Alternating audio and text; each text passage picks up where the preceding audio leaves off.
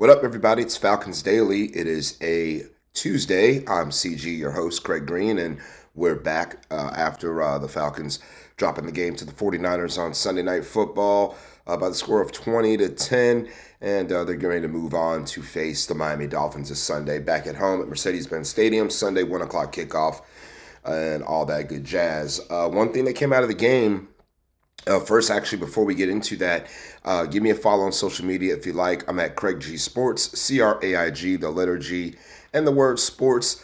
Fan Arch is in the top left corner. That's their logo up here. Fan Arch Co. is how you can find them. FANARCHCO. Now back to what we're about to start talking about, which was Michael Penix.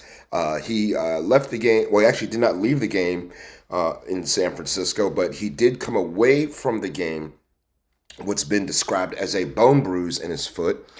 And Raheem said he is day to day with that bone bruise. And those are tricky injuries, and especially, for athletes of his caliber, especially being a quarterback, how important is being able to plant your feet, set, and throw.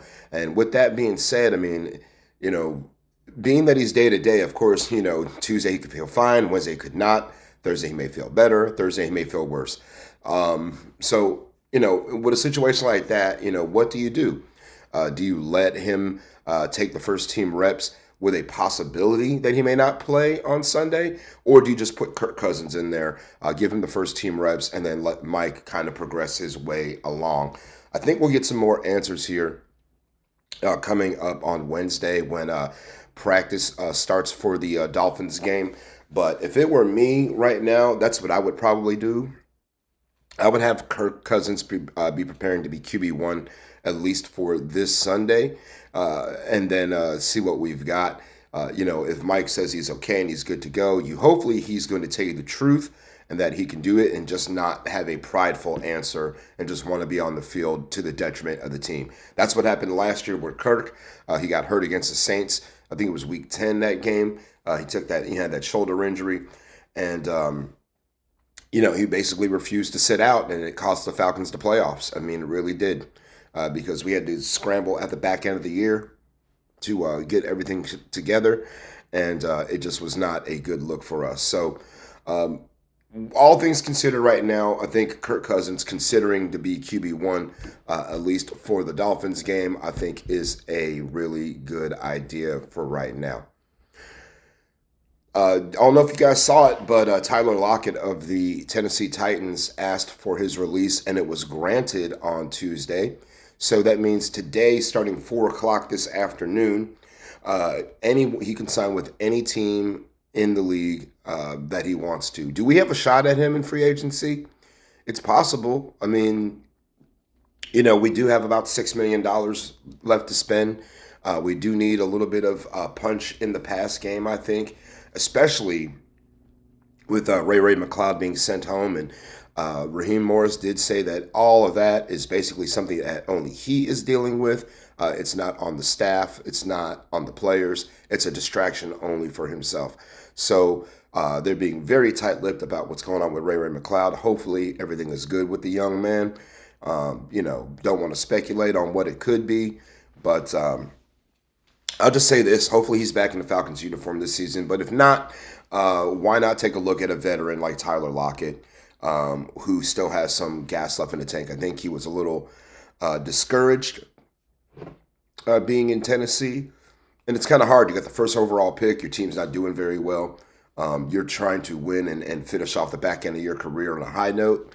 And, being with the Titans is not a place where you're going to go to the playoffs. Feels like anytime soon. You never know, but just right now, I mean, they had the number 1 overall pick for a reason. It's not because that they're, excelling on the football field. So Tyler Lockett, I would love to see him in a Falcons uniform.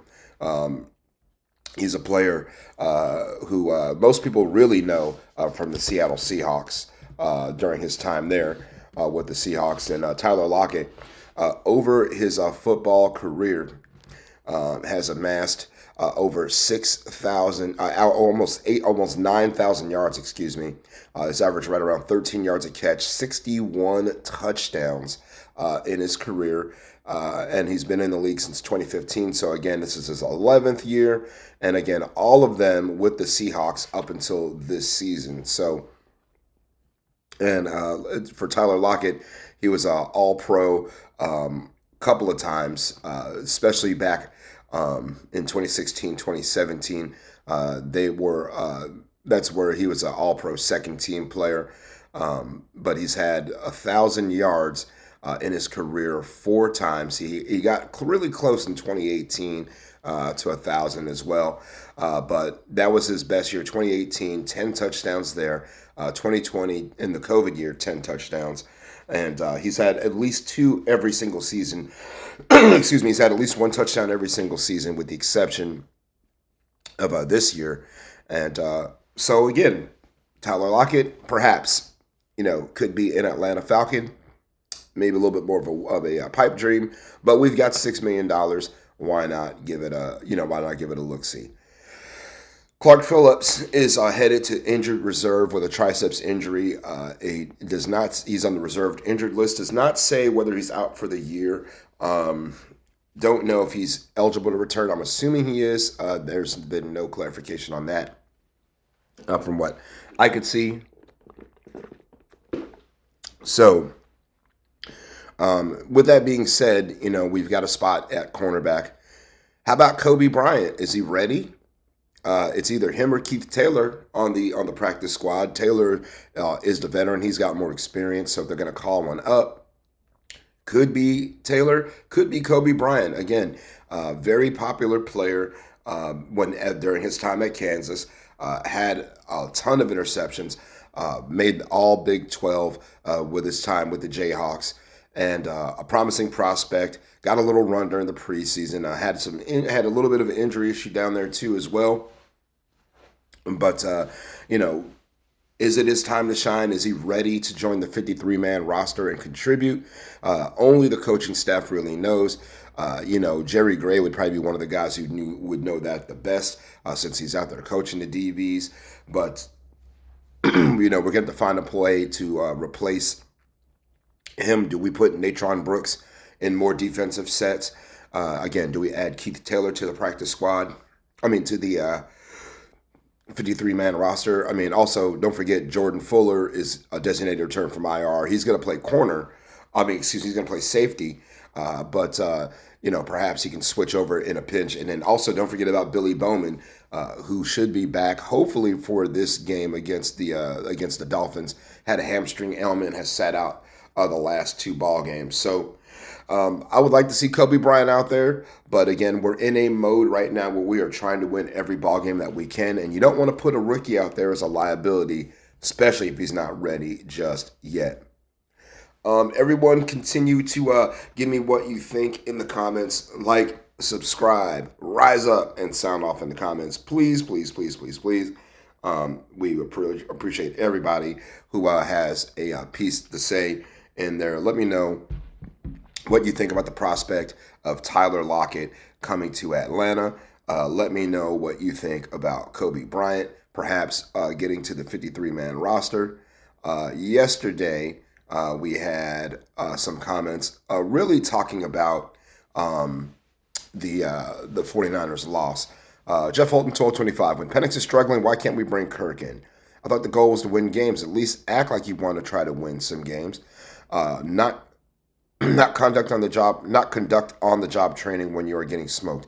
Bad game all around, play calling, execution, and the D lines and the O line stunk. The offense looked lost out there. Poor coaching. Also, okay, I'm done. CG. You can't really mess with the rhythm too much of that. We brought Penix in against Carolina. That game was clearly over. But I don't think. I understand what you're saying, Jeff. I don't know if we can just go Penix to Kirk, Kirk to Penix whenever one of them is not playing well. You can mess with the chemistry of the offense. You can mess with the chemistry of the team. But I hear you on that for certain. I think, honestly, if Penix is hurt, I think he does need to maybe take a seat, at least for this Sunday. Not because he's not, he didn't really have a poor performance last night. He did have a couple of moments.